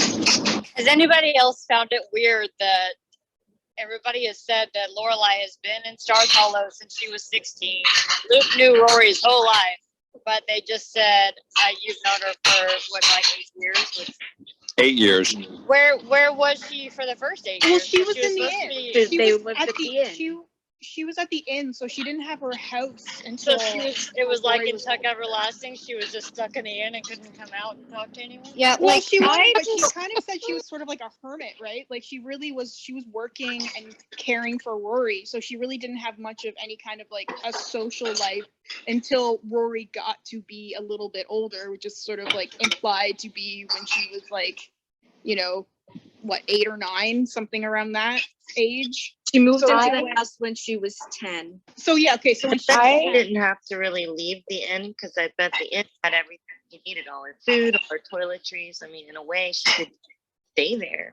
Also, remember, Luke is the type of person that he's not like. It's not like he's like really paying close attention to all of the people that are coming in. Like, it really feels like when Laura came into his life, she really did push her way into his life, right? Like she really did she might have been there, she might have been walking around, but it's not like Luke's the type of person that would be like really observing everyone. He seemed very heads down, paying attention to his customers, paying attention to what he needs to do in the moment, and the first time that he really gets or remembers Lorelai was a moment where she needed something specific from him, and she was pushing her way into his business, and he had to deal with that. But if she wasn't doing anything like that beforehand, which she could have very easily been there in the town doing all kinds of things and not like pushing her way in, then yeah, I could see him just never really noticing her. I think they also revealed that she bought her house later, in Rory's age too. So she may not have had. She was 10. Say it again, Sherry? She was 10. Right. Okay. Well, then that also makes sense, because that would mean that she's right now 18 or 17 years old. No, now she's 18 years old, right? Because it's second year of school. She's like 18, 19. If you go back 8 years to when she was 10, that would be 8 years of what he said he's known her for. And so that actually tracks. They moved into their new place when she was around 10, and that kind of aligns with when Lorelai would have been probably a little bit more engaged with the town, would have stormed into the coffee shop and asked for coffee. See, the reason it never really made sense to me is, like, I've heard the explanation of like, oh, well, she lived at the inn for so long, but there are other people in the town that talk about knowing Rory when she was much younger. Everybody in the town eats at Luke's, and Lorelai was not privy to the fact that that's the place to be. Like, she's very social. I don't really see her on her days off just staying at the inn the entire time. Like, everything that we've seen of her so far has suggested that she doesn't like being alone. Like, she didn't like the date that Jason took her on. Like, she likes being out. No, that's She a good likes point. being seen. When But so when I you just have can't like imagine. a young kid at home, you're not going to do the same activities that you're going to do when you have a kid who you can like send off on a play date and then be by yourself. Like, I can't see her taking Rory at 2 years old into Luke's. When I did agree Luke with that, convert but the shop into the diner? Also, what about Luke, still with his dad, and then like making the the diner from the hardware store and all that stuff? I mean, he's dealt with a lot of stuff when Rory was very little. And so again, when, back to Lorelai having a young kid, before she's 10, she's just mainly at home, taking care of her. And now at this point, or at the point when she was going to the diner, Rory was a little bit older and spending time with Lane and other friends and stuff like that. I mean, I think her relationship with the town was growing at the time. And I say growing because somebody said that people had already known her. So, I mean, I think it's just as the assumption of the progression of her getting to know everyone in the town.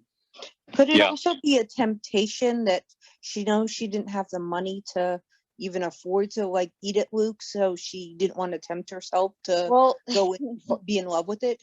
She doesn't have the money to do a lot of the stuff she does, but she does it anyway. I mean, it seems like we can probably all agree that there's like little inconsistencies here and there throughout the series, especially when it comes to her character and what she can and can't do. But I do think that there are some aspects of this that we can use to help us out here.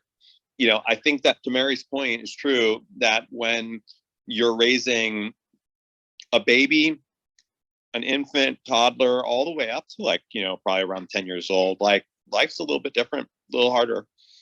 I also think, Elle was just mentioning, and then Jessica said it as well, like, when did he convert that thing, that hardware store into a diner? That might also play into the whole thing. See, something like, we'll have to have this conversation again at a later date, because there are things that are brought up that I can't say because they're spoilers, but it kind of makes the timeline of everything a little bit more unrealistic. Okay, well, we'll get to that when we get to that. But I will say though that I can buy the idea that Lorelai just wasn't in his sphere of consciousness. He just wasn't in his sphere of consciousness. Like he is a guy who just seems heads down. Like he's just really focused on a very small area, and that Lorelai would have had to really push her way into that in order for him to notice her. And that seems to be when he does notice her. And it's true, the town eats there, and the town seems to have known Rory since she was very little, but it's very possible that he just wasn't listening. But I will say though that I do think that there's something interesting about this idea that, because I just actually thought about it now, which is that, like, is it possible that he didn't tell Dean about what he said when he was drunk, and maybe potentially dissuading him from going into a life with Lindsay because he's so protective of Rory and didn't want him to be with her? Is that possible? I think it's possible, but I also felt like he did try telling her. I didn't mean to cut you off, Rachel, I'm sorry. But I feel like he did try telling Dean that about what he said, and Dean sort of quickly changed the subject. Really? I remember when we were talking about that, the big discussion was, why didn't he just tell him? Like, and that he couldn't. But is that in his character though? Is that in his nature to get emotionally involved like that? Like, yeah, he'll do things for the town, like fix something, or he'll go to town meetings and that. But as far as emotionally, I just don't see him like doing that, because that's a pretty big thing to do to somebody who's about to get married and say, hey, which I get what Dean did was pretty big, but I just, for one, that's a big thing for somebody to do, and two, I just don't see Luke doing that. Mhm. And you were fine, Mandy. I mean, that's what we that was what I think we ended up settling on, or that's what I settled on back when we were talking. Well, also, I mean, Luke and Dean didn't have that kind of relationship. Now, if it was Jess, he might have been like, hey, this is what I'm thinking about. But it was Dean, and maybe because he didn't know Dean all that well, personally like that, he wasn't really sure how to present it. That could be too. That makes sense, because when Jess comes back to town,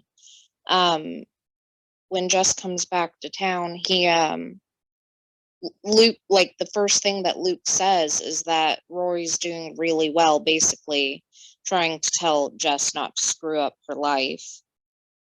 So I feel like he would have said it to Jess, but maybe he didn't say it to Dean because him and Dean don't have that relationship.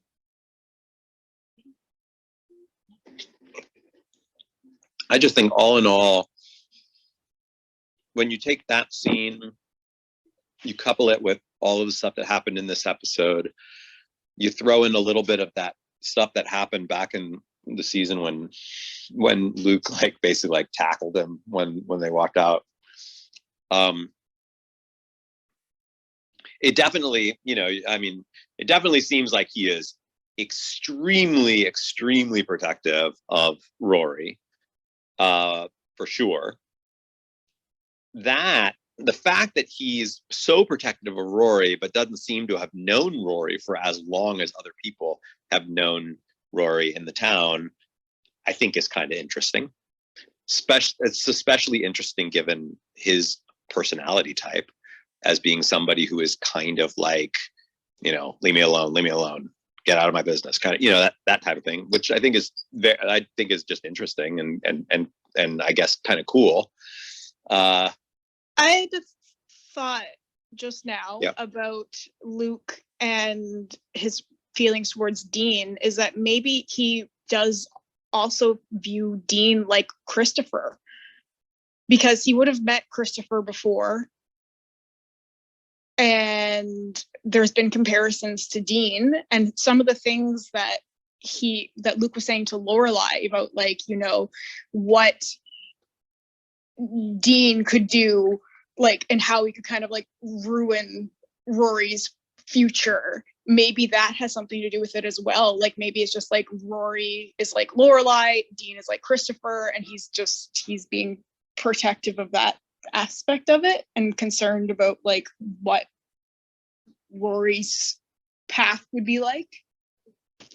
I actually kind of agree but disagree at the same time. I think that Luke kind of sees himself in Dean, and he feels like he might hold them back in a way. And I know that's a big thing, especially when Richard says it, when Dean comes to go see him for the first time at Friday night dinner for the first time and that kind of thing. It's just, in a way, he doesn't want Rory to be held back, yet still he knows that he loves her, that kind of thing. I mean, I don't know. I don't know where I'm going with that, but it's just, that's what I was going to say, I think it's a little bit different. First of all, I don't see Luke's reaction being so much about being protective of Rory as some people seem to be.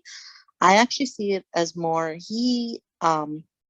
Luke has experienced what Dean has pulled on Lindsay. And I think he's angry. He's taking out that anger on Dean and kind of judging him and pushing him, putting the blame on him in a way that he may not have had a chance to do with, what's her name? I can't remember her name right now. Nicole. So Nicole, yeah. So I like, he even says he doesn't know why he's so angry. He says he's not good enough for Rory, but he doesn't really give a concrete reason. And so I think it's more that he is just, I'm sorry, my brain's fried, like pushing his own experiences and his anger on me. Okay. That might be true, but I consider do the agree. fact consider the fact that he's had an issue with Dean for a very long time. So to just say that like this it is really only related to his feelings about Nicole, kind of just like puts all that other stuff in a different category and almost disregards it as not really being a part of any of this. But he's had a relationship, or he's had a perspective on the Rory and Dean relationship since pretty early on in this series. And so I, as a viewer, have to assume that there is something in there that is related to this, that perhaps, yes, that some of it is related to his own feelings of being treated the way that Lindsay's being treated. But I also think that he would have to be bringing in some of these other feelings about the Rory and Dean relationship that has been going on. And I take him at his word when he says, like, that he thinks Rory is special, like no one else, that she's Pippi Longstockings, and that a guy like Dean is gonna just drag her down. I don't think that's coming out of nowhere. I think that that's something he's felt about that character as it relates to the Rory character, and this is, I think, how he's felt about Rory for the past 8 years. And I have to assume that that's part of it. John, can I ask a question to the group? Of course. So with mic flashes, how many of you think that even if Luke had told Dean or had the talk with Dean the night before his wedding, how many of you think that it would have changed anything? My hand. Hey, I'm not in the fucking hey. Okay. Oh, Kirk is not. Sorry about that. Man, can you repeat that? Okay, so with mic flashes, how many of you think that had Luke spoken to Dean before his wedding, it would have changed anything? Would Dean still have gotten married? Oh, I mean, We definitely would have gotten married. Yes. Yeah. Definitely. Yeah. So ask the question again. You're saying that if we flash our mics, then we believe that he wouldn't have gotten married, that it would have changed. It would have changed something. Right.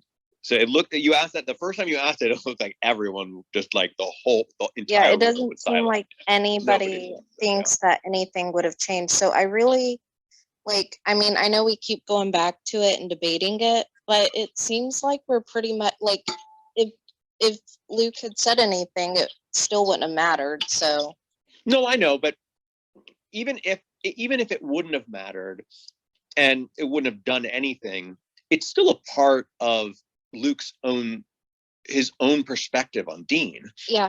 And it's, and so that's what I mean when I say, like, I have to imagine that moment there in the apartment, what he saw the night before, and the fact that he didn't say anything, whether or not it would have done anything, I mean, he had a choice. He had the choice to say, yeah, dude, just so you know, this is what happened last night. Are you prepared for that? But he just didn't, and maybe it's for the reasons everybody says, which is that's just not something Luke would do. I think Luke actually looked like he was going to say to him something, and then Dean said, "But I gotta go get my tux." Yeah, see, that's what I thought. I thought it looked like he was going to say something. Yeah, I did too. And the fact that he didn't also kind of goes along with the lines that he didn't really want Dean for Rory. Yeah, in a way. that Makes sense too. That's sort of what I mean. And again, like, I don't even really know exactly what it means. All I'm saying is that these are parts of their past. You know what I mean? Yeah. Like that moment is a part of Luke's perception of Dean as he relates to Rory. So is that early stuff when, you know, he tackles him outside the diner and all of that, you know, that's all part of the history. And so I feel that that's part of what's charging him here. You know, I hear him say that, you know, Rory is special. She's like Pippi Longstocking. I feel like that's coming from a deeper history that he has with Rory. And I think that's also coming with a deeper history that he has with Dean. That is not just this thing that's happening now with Lindsay and all that, but that it actually is, you know, all of it is kind of is in there for Luke. Here's another question. You know, Luke oftentimes blames himself for some of the actions of Jess. So do you think part of his anger might come from he feels slightly responsible because he didn't say anything, and he felt like maybe if he had said something, the marriage wouldn't have happened and Dean wouldn't have cheated on Lindsay?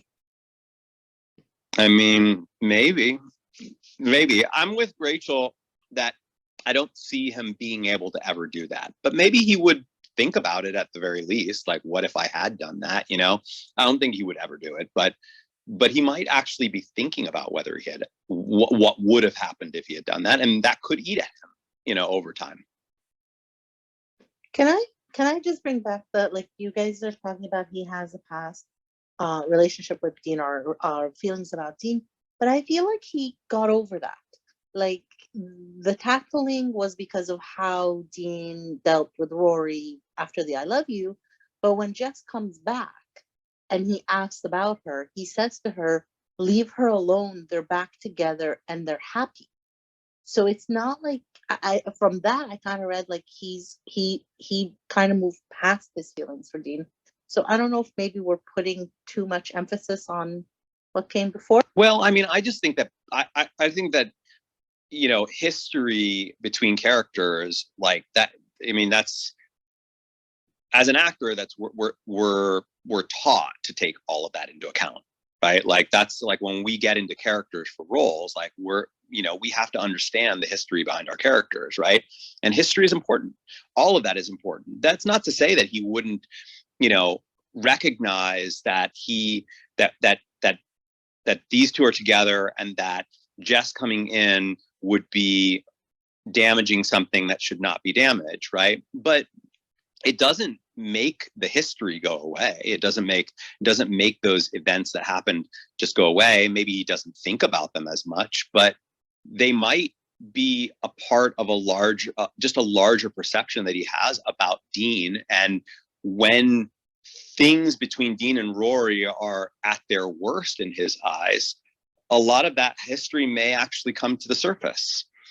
And I think he thinks that they're at their worst right now. I mean, yeah. I mean, I like to your point. I understand that, like, you know, you can overanalyze something, but I've been watching the series now. You know, the characters have lived through several years, and I have to take all of that history into account in terms of how they perceive one another and what they think about. And I would imagine that the actors thought about that. You know, like I would imagine if they were doing their job, they remembered early stuff and they brought it to that, because that's how we're trained. We're trained to always be thinking and asking about the backstory and the history and what, you know, and your relationship to this person, you know. And so you wouldn't just throw that away. You would bring it in. I mean, you might not bring it in a very significant fashion, but you know, it would be there. Talking about committed actors, and like with the tone of Jess's birthday, Flavor Flav, and do you guys know what time it is? It's time to talk about Luke getting so serious about that bop it that his hair literally started standing up. Yeah. Oh yeah. Well, what about the fact? Well, by the way, anybody who's been at FanFest, like Valerie, if I'm right, that's the actual bop it. Like, because you know, I remember when Valerie was at the at FanFest, she's like, here it is, guys, the Bop It. Now, this is the actual Bop It. And I was like, I don't know what in the world she's talking about here, you know? And of course, now I watched the episode and I'm like, oh, wow. So Valerie had the real Bop It there at FanFest. That's like, that Bop It's like a character in the show. Did she have it bronzed? No, she let people play with it, I think. How many have seen the Bop It or touched the Bop It? She had it on stage. The batteries of my Bop It. I've seen a picture of it. You know, I heard if you touch the Bop It, it brings you good luck. I've seen it in the movie. Do you have to like rub it like a genie bottle? Yeah. No, you gotta flick it. You gotta flick it. Yeah, It's way too late for that there's conversation. just something about there's just something about a narrator telling me to like squeeze it and squeeze it and flick it and twist it and stuff. I'm just like, Can I just all I do not want to remind play this people? game. Can I just all remind you that we are talking about a children's toy? Mine's out of the gutter. I know, but I mean, Yeah, it's a little weird. And there's no question, none whatsoever, that Amy and Dan were aware of the weirdness of that toy, that children's toy. In that context, I think it was very weird. And then, of course, you know, the fact that it was these two grown men doing it, that all of that was just, I think it was hilarious. I will say it's very realistic how angry they were getting, because I've had many angry Bop It matches with people. I also love that they actually confirmed to Luke that this is what they do when they need to save the evening. So like they have a backup plan that's always in the closet.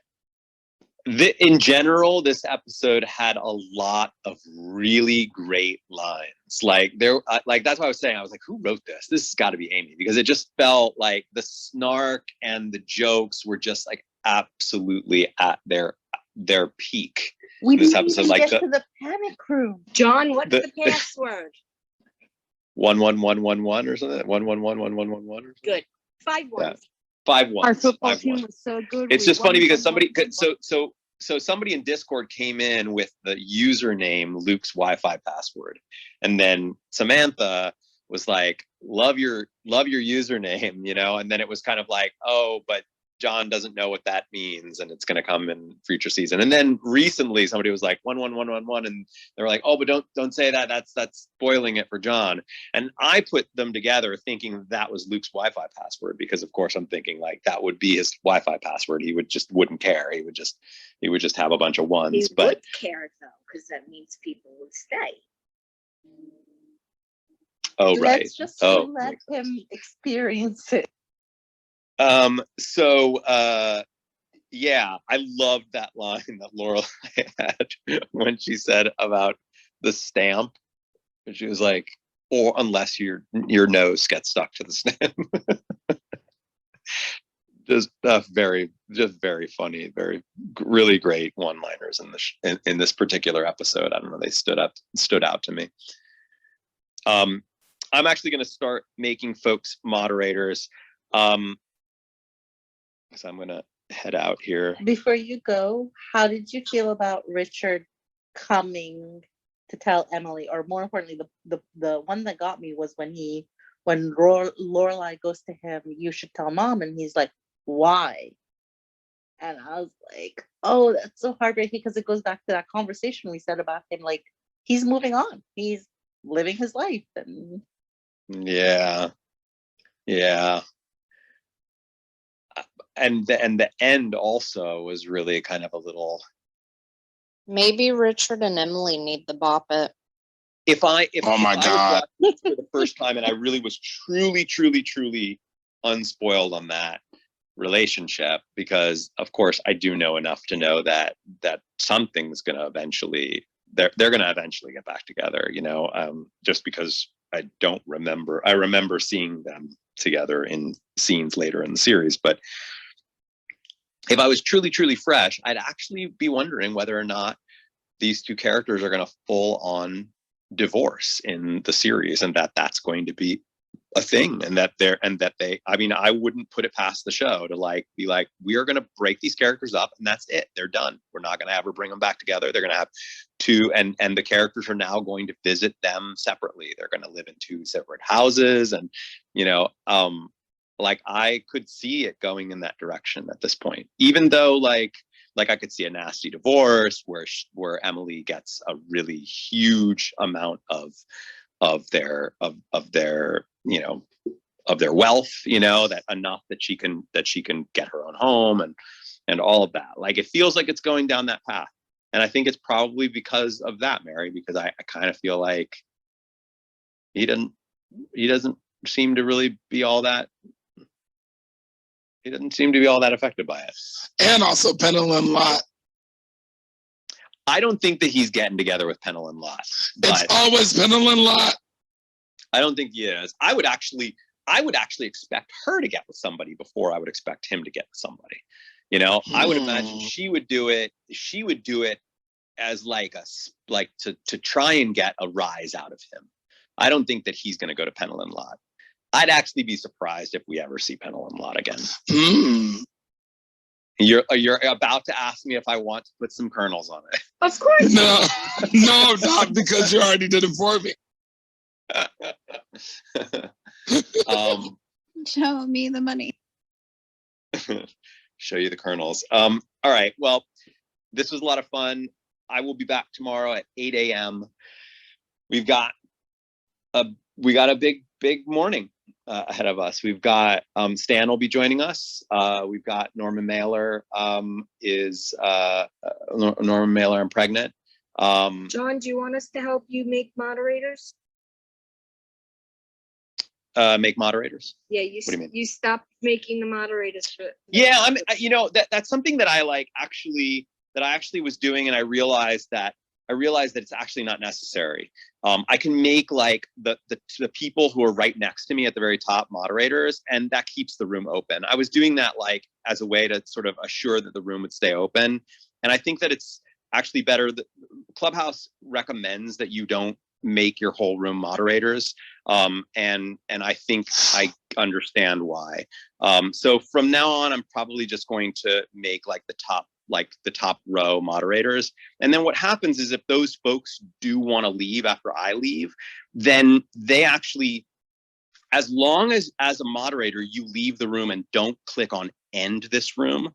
Like there are 4 moderators here. So if one of them leaves, you'll just leave, no problem. But the last moderator in a room has the choice to end it or leave quietly. If you leave quietly, you always give your moderator status to somebody else. It always automatically goes to somebody else. So that's just something that I'm going to start doing. From now on is you know, it also just makes it a little easier for me. Yeah, something that I actually just wanted to, this is something that I was talking to Sabrina about a while back. Sabrina, are you still there? Sabrina? Yeah, I'm here. I'm sorry. Sabrina like jumping across the couch, like doing a somersault, like over the phone. Cartwheeling to the phone. She rolled in that 20 for dexterity. Okay, You know. so Sabrina let me in on something that I didn't know about actually, which is that Norman Mailer, that there are some folks in the fandom that are a little like a little head scratchy about why they included Norman Mailer in this episode, and there are some fans that are actually, you know, are quite upset about it. You can read about, if you'd like, you can read about Norman Mailer, you know, his wiki. I don't know how much I want to go deep into asking Stan about it, but long story short, there is some domestic abuse, or to say the least, you know, it's attempted murder in the man's life, of his wife. So I want to just sort of acknowledge it. I don't want to make it a really big, you know, big discussion, but I would like to acknowledge it before our episode tomorrow. So I'm just mentioning it here. And Sabrina, if you wanted to say anything else, Yeah, I mean, I think that this is one of those things that I think people knew about it, but at the time it just really wasn't a heavily examined part of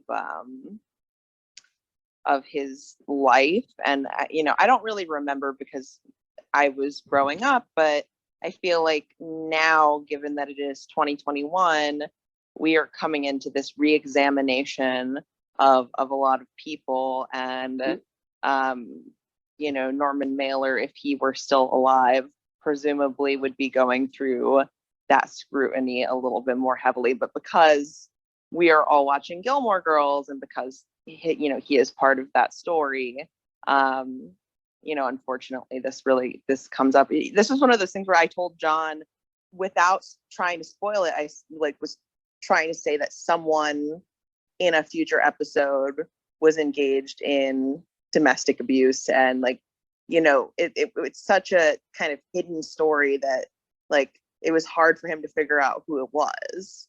Yeah. I mean, I didn't really know who you were talking about, and then you mentioned it, and then I did my own research on it, and I mean, it's legit. I mean, it's I mean, I don't even know if I'd say 2021. I mean, the man was pretty much caught trying to kill his wife, and so I don't really want to. I'd prefer not to, get into a deep discussion with Stan about it. I don't really know how much Stan knows about it, but I would like to acknowledge it within our group.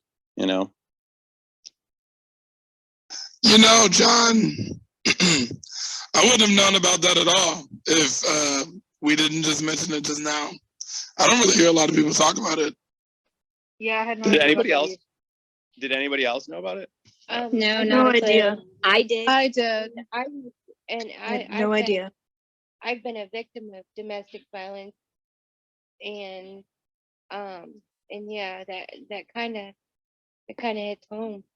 Yeah, that's a little scary. Yeah, me too. I That's didn't why know it was that. really important to me to say something. I appreciate you guys saying something. I had no idea. I hope I didn't bring a huge downer to our weekend. No, you're fine, John. Norman Thanks, Mailer does John. look like he hits people. Jeez, I really don't even know how much he's in the episode, to be honest. He's really not. He's not Very, that very an little. Very, very little. To bring a funnier note, Carl, I changed my profile picture again. As long as it don't look like that ugly demon baby, I'm fine. Yeah. Oh, can I share something quick that's really funny? By the way, I'm so sorry. I keep falling asleep because it's been such a busy week. We went out to dinner tonight. And not only did the waitress recognized us from TV because of all of the news, but also we got back and the dog had locked himself in the bedroom somehow. Golly. That's funny. All right, everyone. I'm heading off. For a great night, John. John. Hey, John. No, thank you guys for a great night. This was really awesome. I'm guessing that Jessica she's fully in birthday kidnapping mode. We can all assume that she's probably okay. She's probably dancing on a tabletop somewhere completely Yeah, drunk. she's having fun. Yeah. Good. She went to Senor Frog. I think she's getting puffed. Good. Yeah. But we'll be back tomorrow morning. If you care at all about that memento, I would have a laptop ready, with or a computer nearby with Google. But it's for the second episode, right? It is for the second episode, but I'll probably give you a hint at the beginning of our first episode, and then I'll give another hint at the right before the beginning of the second episode, and then I'll give you pretty much the answer at the end of the second episode. But by then, what's I'm the pretty limit? sure. By then, I'm pretty sure there'll be some folks that will have figured it out. Like probably What's the limit? How many are there going to be? 85. Oh, Sorry, that's Sean, I missed a the lot. answer. Are you gonna drop it at the beginning, or like if you Yeah. when you give us our first clue, I'm gonna will drop. we I'm be gonna able drop to it. At try? the beginning. I'm gonna drop it at the beginning of the day. Okay. Yeah. So people may before even the end of our first episode may have cracked it before I even get to the end, the beginning of the second episode, where I'll give you a little bit more of a clue, and then I will essentially give you the answer. Basically give you the answer at the very end, enough that pretty much anybody will be able to get it at that point. But my guess is there's some folks in here that are probably, it's not easy. It's definitely not going to be easy, but I think that there will be folks who will figure it out. John is really John. is really trying this. Oh, sorry. Go ahead. Oh, I was just saying it never is easy. But it's fun though. You got when you figure it out, there's a satisfaction. That's what we're looking for here. John, you're really trying to start my jam-packed Saturday with stress. I was gonna say I can't wait till it's our turn, Sean. Good. You use that satisfaction. Good. I am prepared. All right. I'll talk to you tomorrow. See you tomorrow, John. Thanks everyone. Bye. Good night. Good night, everybody. Guys, Head off. just so you know, I will Good night, be setting Emma. up a Cards Against Humanity's game tomorrow